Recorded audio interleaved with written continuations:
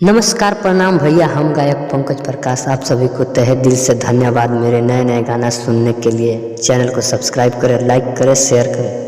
अरे सब होखे हुनर हमरा लभर चाही सुनर, सब होखे हुनर हमरा लभर चाही सुनर। होखे दूधवो से गोर देखे में उ त बिजोर, होखे दूधवो से गोर तो देखे में बिजोर। नहीं तोरा से मांगी ले फॉर्च्यूनर। सब होखे हुनर हमरा लभर चाही सुनर, सब होखे हुनर हमरा लभर चाही सुनर। आ यदि मोर लभर अगर गोर होई हो, चंदा के जैसे चकोर होई हो। यदि मोर लभर अगर गोर होई हो, चंदा के जैसे चकोर होई हो।